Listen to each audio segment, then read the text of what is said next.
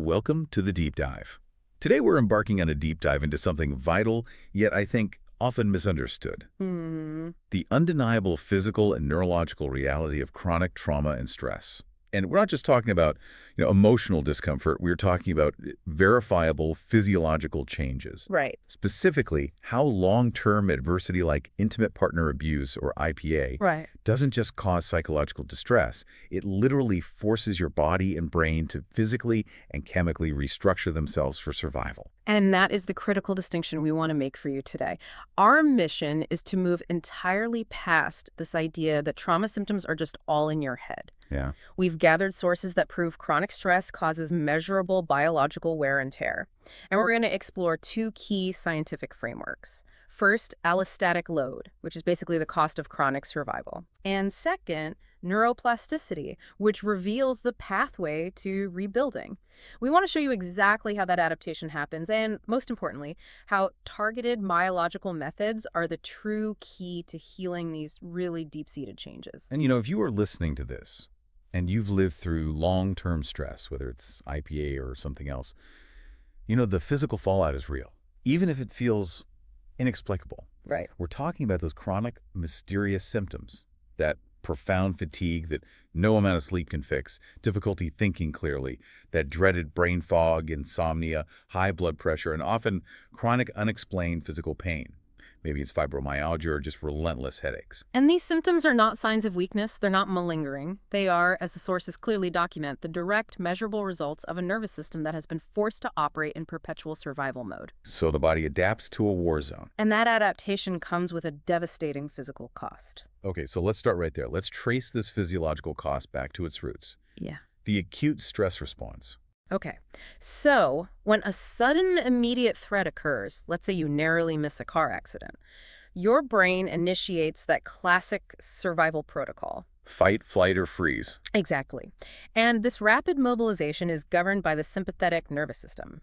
This then triggers the brain's hypothalamus to start a hormonal surge, which tells your adrenal glands to immediately dump massive amounts of adrenaline and cortisol. And cortisol is the body's main stress hormone. The primary stress hormone. And that system is designed to save your life in the short term. Adrenaline rockets your heart rate and blood pressure up, giving you this huge burst of energy and focus. While cortisol is shutting down all the non-essential long-term projects, like digestion, immunity. Production, yeah. It preserves resources for the immediate crisis. And crucially, a healthy response is self-limiting. Right. Once the threat passes, your parasympathetic nervous system, kind of the brain pedal kicks in, the hormones flush out, and you return to baseline. You might be a little shaky, but you're recovering. But the traumatic context of intimate partner abuse is radically different. It's not one single incident. It's recurrent, unpredictable, and potentially lethal. Your environment is the threat. And when that threat is chronic, when it's unavoidable, the body can't return to baseline.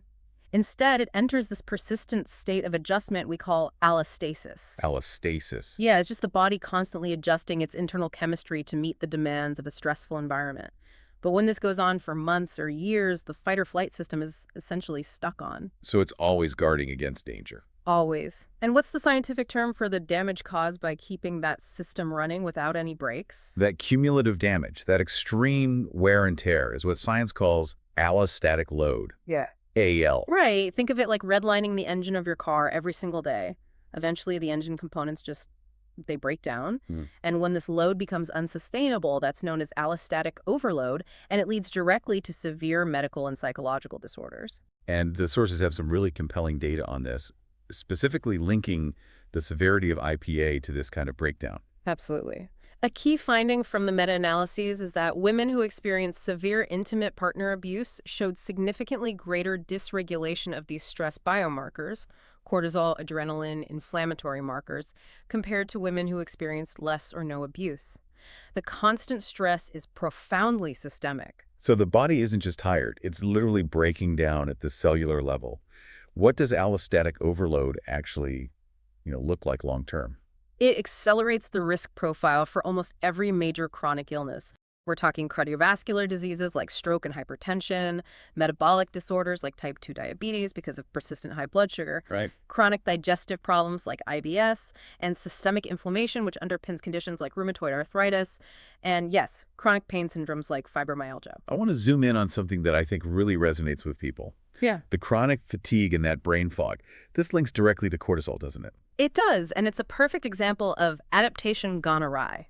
So, a healthy person has a peak of cortisol in the morning to wake them up. We call this the diurnal pattern, and it naturally tapers off at night. It's your body's healthy alarm clock. But in chronic stress survivors, that pattern just flattens out. Exactly. We see a flattened diurnal cortisol pattern.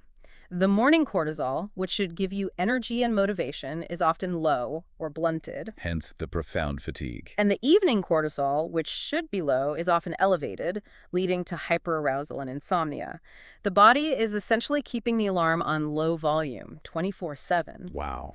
And this dysregulation also impacts key neurotransmitters like norepinephrine and dopamine, which are critical for executive function, concentration, and mood. So if you're struggling with brain fog, if you find it impossible to concentrate, it's because the very chemicals you need for focused dopamine and norepinephrine are depleted, and your stress system is interfering. It's a physical impediment. It's not a sign that you're suddenly less intelligent. It's your body adapting. Exactly. The symptoms that make survivors feel stupid or incapable are actually the physiological consequence of their body's extremely expensive, but successful, adaptation to a threat that requires maximum vigilance, not cognitive brilliance. The body prioritizes survival over studying. That transition from failure to adaptation is so important. Let's shift our focus now to the physical changes inside the nervous system. Looking at trauma's measurable footprints on the brain itself, where do we see the most lasting changes? We see measurable differences in three key areas, which together form the brain's emotional and survival network. First, the amygdala. The brain's fear center. Often called that, yes. Yeah. And under prolonged threat, the amygdala becomes structurally and functionally hyperactive. It's the smoke detector analogy. The sensitivity gets dialed way up permanently. It becomes a faulty alarm system. And this hyperactivity is the root cause of chronic anxiety, hypovigilance, exaggerated startle responses, panic attacks that persist even when the physical threat is long gone. The brain is just trained to assume danger is imminent. What about memory and learning? That involves the hippocampus, which is crucial for contextual memory. Prolonged exposure to high levels of stress hormones, especially cortisol, often causes this region to actually shrink in volume. Shrink. Yes.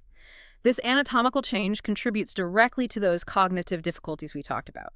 Challenges with concentration, general memory problems, and difficulty organizing and recalling detailed autobiographical memories. I want to pause on that. When you say the hippocampus shrinks, how significant is that? Is it just theoretical, or does it genuinely impact daily life? Oh, it genuinely impacts function. MRI studies show a measurable volume reduction, and this correlates with impaired performance on specific memory tasks. For you, the listener, this isn't just about forgetting where you put your keys. Right. It's the feeling that your life narrative is fragmented, that you can't access your past coherently, or that learning anything new is extremely difficult because the brain region designed to integrate context is compromised. That gives a whole new dimension to brain fog. It does. And finally, we have the prefrontal cortex, or PFC. This is the brain's CEO, the executive control center.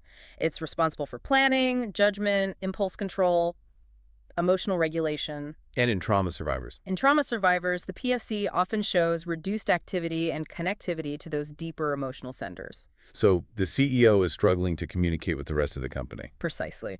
This weakened connection means impulse control is lower, the capacity for emotional regulation is diminished, which can lead to quick anger or emotional overwhelm, and planning abilities suffer. The logical regulator is just too exhausted and disconnected to manage the hyperactive survival centers.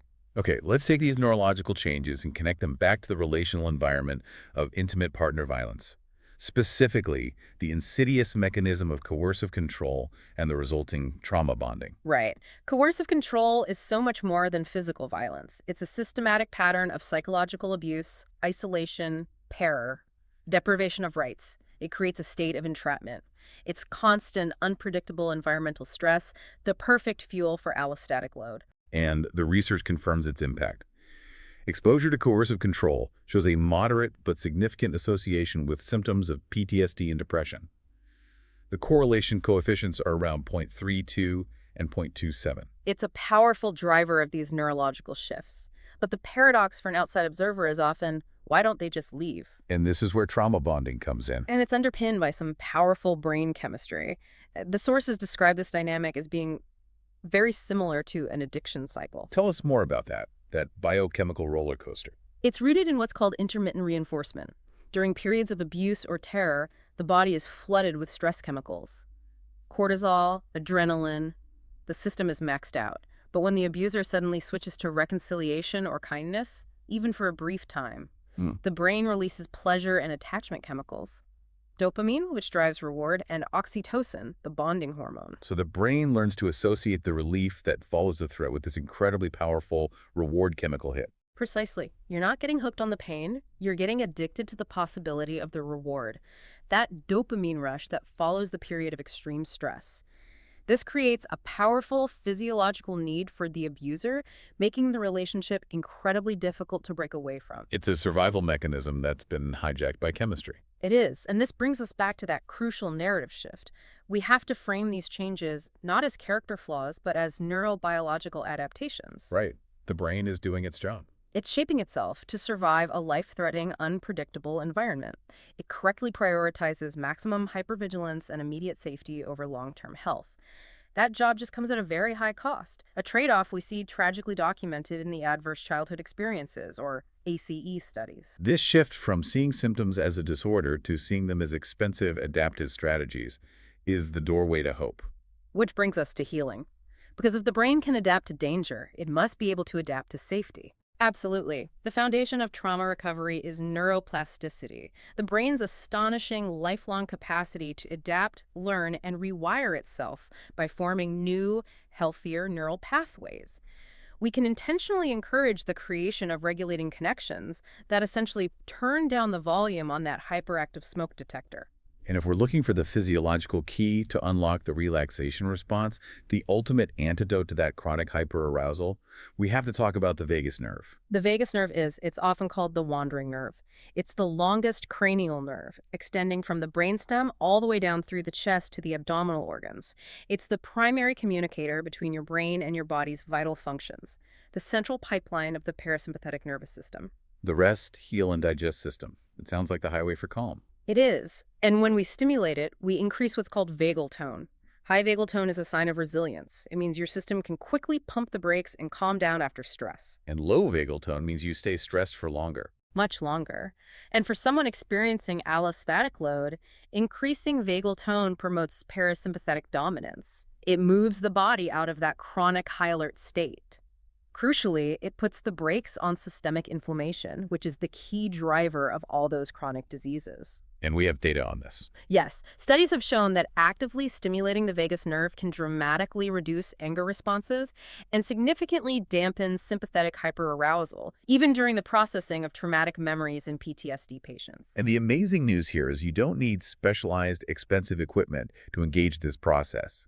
The sources detailed several practical bottom-up mechanisms that you can start using right away. What are some of those? Well, the beauty of the vagus nerve is that it responds to simple evolutionary stimuli. Deep, slow, controlled breathing is foundational.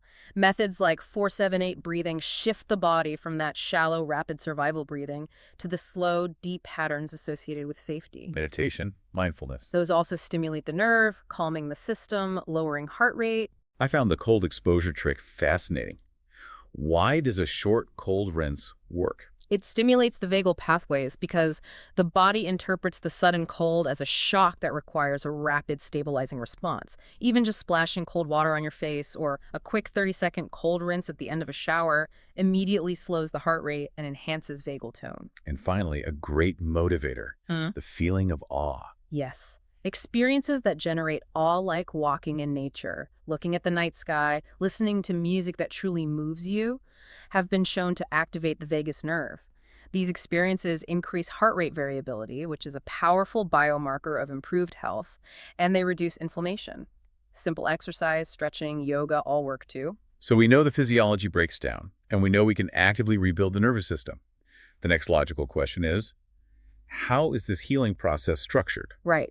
The neurobiologically supported gold standard is the triphasic model for trauma treatment, which was established by Judith Herman. And the critical principle here is sequence. You cannot safely and effectively process trauma until the nervous system has achieved stable, consistent regulation. So if the body is in crisis, the first step has to be to get it out of crisis. Precisely. Phase 1 is safety and stabilization. The entire focus is on regulating the autonomic nervous system. This is where all those vagus nerve techniques, breath work, and grounding exercises come in. It's skills-trained mindfulness, emotional regulation, designed to strengthen the prefrontal cortex's ability to manage that jumpy, fear-driven amygdala. The goal is to establish a consistent, felt sense of safety in the present. And only once someone has shown they can consistently regulate their system do you move to phase 2. Correct. Phase 2 is trauma memory processing. Now, the brain can gently approach the trauma narrative without causing overwhelming re-traumatization. This phase uses highly targeted modalities. For example, EMDR eye movement desensitization and reprocessing uses bilateral stimulation to help the brain facilitate memory reconsolidation. So it takes these fragmented, emotionally charged memories and helps the brain file them away as past events, reducing their sting. Exactly. And for complex, long-term trauma, sometimes the memory isn't even verbal, it's stored in the body. Right. And that's where methods like somatic or sensoromotor psychotherapy come in. These approaches recognize that trauma is often stored as physical tension or incomplete survival movements. They gently engage those somatic and emotional memories stored outside the verbal systems, helping the body complete a defensive action that was once frozen. And releasing the stored energy of the trauma. Yes. And the final stage, once the narrative has been processed. Phase 3, integration and reconnection. Right. The work shifts to reorganizing identity beyond the trauma label, solidifying a reinforced sense of agency, meaning, and purpose. This phase focuses on practices that engage the prefrontal cortex and interpersonal networks, things like meaningful group therapy, expressive arts, vocational pursuits, or finding a renewed connection with community. This sounds like a truly integrated strategy, hitting both the body and the mind. It is, because chronic trauma is a brain-body problem. These approaches simultaneously engage bottom-up mechanisms, targeting the body's survival responses, and top-down mechanisms, which rely on cognitive thought and executive function. By working phase by phase, flexibility and coherence are gradually restored to the entire system. So this has been an incredibly enlightening deep dive. Let's bring it all back to the essential takeaway for you, the listener. I think you should remember this. The anxiety, the chronic pain, the fatigue, the brain fog, these are not moral failings. They are scientifically validated neurobiological adaptations. Your body did what it was perfectly programmed to do to keep you alive under impossible circumstances. And the central hopeful message here is that healing is absolutely possible because of neuroplasticity. Those neurological changes are not permanent. With intentional, targeted support focused on nervous system regulation, the brain has the capacity to continuously rewire itself, restore flexibility, and find lasting health. So, let this thought stick with you. If we know that chronic stress inevitably leads to debilitating physiological dysregulation to allostatic load, and we know that tools like vagus nerve stimulation can promote stabilization, what would happen if interventions focused purely on nervous system regulation were implemented immediately, before severe structural trauma symptoms had the chance to solidify? How much faster, how much less costly to your health could recovery become if we proactively prioritize that initial neurobiological stability? To shift the adaptation curve away from overload and toward lasting resilience, that's the frontier worth exploring.